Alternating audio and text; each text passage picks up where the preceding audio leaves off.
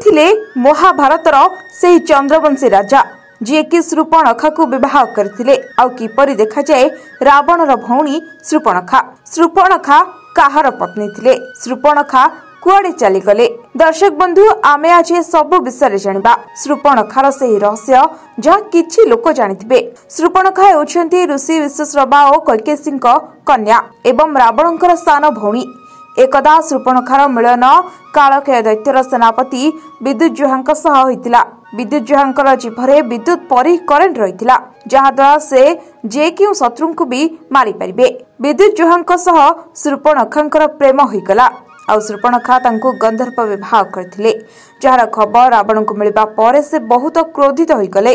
किंतु तांका भौणींकर स्वामी होइतबारु से तांको मारले नाही। गोटे दिन रावण दिग्विजय पई बाहरी कालकेय दैत्य को जितबा पई गले। सेतेबेले रावण सह सामना हेला।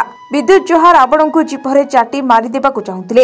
एहा परे रावण क्रोधरे आसे निज खड्ग द्वारा तांकर बध करथिले। एही खबर शूर्पणखा को मिलबा परे से निज स्वामी मृत्युर प्रतिशोध नियारे जळी उठिले। आउ निज मनरे से प्रतिज्ञा कले कि से रावण वंशर नाश करदेबे। दर्शक बंधु, श्री हरि विष्णु दुनियार पालनकर्ता, तांको कोनसी कथा अछबा नुहे। जेतेबेले से श्रीराम हुई रावणर बध कले सेतेबेले भी तांको कोनसी कथा अछबा नथिला। तेबे एपरि कोन होइतिला जे से रावणकर भौणी शूर्पणखा को विवाह करथिले? जेतेबेले शूर्पणखा प्रथम थर श्रीराम को बनरे देखिबा परे तांको सौंदर्य तेजरे से मोहित होइगले। श्रीराम पाखकु जाई विवाहर प्रस्ताव देथिले। जेतेबेले तांको जणा पड़िला कि श्रीराम पूर्व विवाहित, सेतेबेले तांको बहुत खराब लागिथिला। और राग लागिबारु से माता सीता उपरे प्रहार करबाकू चाहिए, जहा फल लक्ष्मण तांको उपरे आक्रमण कले।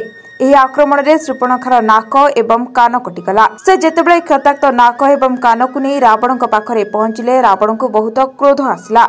आउ से श्रीराम पत्नी सीता को अपहरण कले। या परे रामायणर महाप्रलयकारी युद्ध होइतिला। रावणर प्रभु श्रीराम हाथ में बद्ध होइतिला। किंतु शूर्पणखा श्रीराम उपरे सेतिकी प्रसन्न थिले। जेतेबेले श्रीराम रावणर बद्ध कले, सेतेबेले शूर्पणखा राम प्रति आहुरी आसक्त होइगले।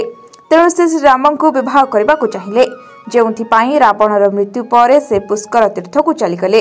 और अनेक वर्षर तपस्या फल से भगवान शिव को प्रसन्न करते। जेतेबेले भगवान शिव तांको निकट में प्रकट हेले, तेबे से भगवान शिव को वरदान मागिले कि तांकर एवं श्रीरामंकर विवाह हो जाऊ।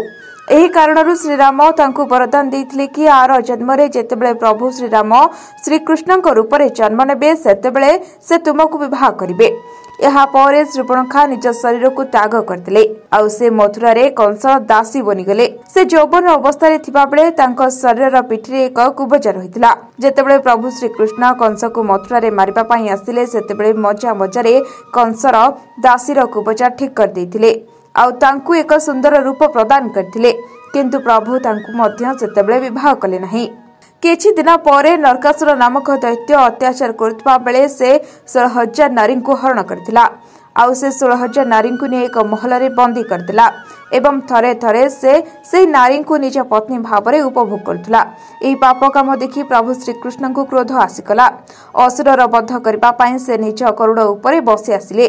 से 16,000 नारी भितर शूर्पणखा भी रहितिला। प्रभु नरकासुरर वध कले, किंतु भगवान को पाखक एक समस्या आसिगला। समस्त नारी कहले कि आमर पिता एवं पति आमको स्वीकार करिवे नाही, कारण नरकासुर निज पत्नी भावरे आमको उपभोग करिछि। हे प्रभु, मुइबा आपणक शरण रे, एणु आपण आमको स्वीकार करंतु। एही कारण पई प्रभु 16,000 नारी को विवाह करथिले एवं 8 जण पाटराणी पूर्वरु रहिथिले। एणु तांको 16,008 रानी नाम दियागला।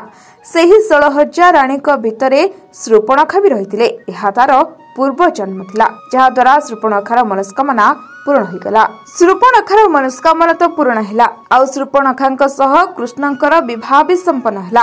आपण बोधुए पूर्वरु ही कहानी केबे सुनथिबे, कारण अनेक जन रामायण कहानी रे शूर्पणखांकर चरित्र विषय जानिथिबे, किंतु कृष्णंक सह तांकर विवाह कहानी आपण प्रथम थर सुनिले। शूर्पणखांकर पुनर्जन्म रे ए सब किछि संभव होइथिला।